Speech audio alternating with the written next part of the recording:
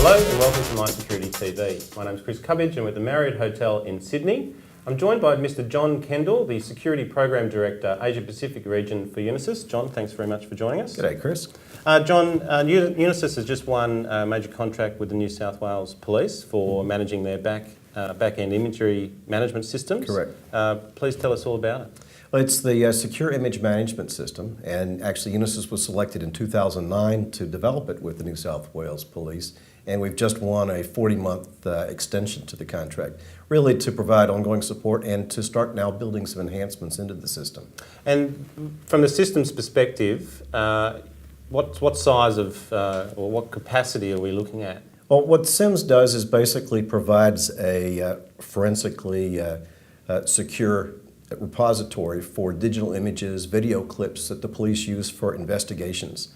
So these are from public CCTV systems that are around? They collect the evidence and then put this in? It can be from a number of sources. So Okay. forensic teams at scenes of crime, it might Yes. be pictures they've collected, it might be fingerprint images that have been picked up.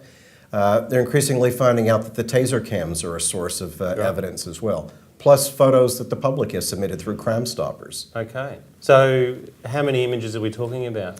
Today, the latest count I heard was around 2.8 million images and video clips. Fantastic. And it's growing exponentially. The New South Wales Police have a register as well, I believe, of public CCTV systems. That's correct. Do you know if they're tapping into that? They use those on a selective basis in support of investigations. SIMS also provides the ability for them to be able to capture live feeds from surveillance cameras or CCTVs as well.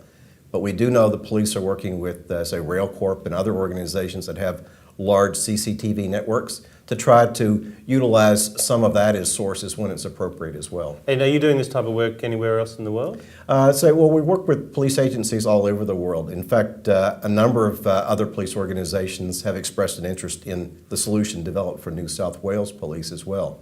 That's true in both the US and in other parts of Asia, so it's not just within Australia. Right. Well, it's common sense really. When you're starting to deal with that many images, you have to be able to manage it properly, and obviously continuity of evidence is vital for the police. So congratulations to Unisys for that contract. And the exciting thing for the police is they have this repository in place now. They can now start building on it with new technologies. So in particular, we're looking at implementing facial recognition capabilities.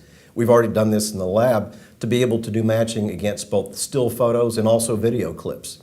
Now, if you think of a police officer who's working on child exploitation, having to review films to be able to recognize both missing victims and also potential perpetrators of the crimes as well, this gives them a way of being able to automatically analyze that and compare it against known images in a repository. That's critical. I mean, I suppose that you could even start to cross-reference from a crime scene what's videoed or photographed in there to where else that object may have been seen on a system. Exactly right. So this doesn't replace the photo track system, which is the formal facial recognition system that the police have today, but it gives the investigators basically a hands-on direct way to do a quick search against perhaps other images and surveillance clips they've collected in relation to a particular investigation. Great. Well, John, sounds fantastic. Sounds Thanks very much. Like we're heading down that CSI track, but I'm sure we're not quite there yet. Hardly. But congratulations to Unisys on the contract. Thank you, Chris.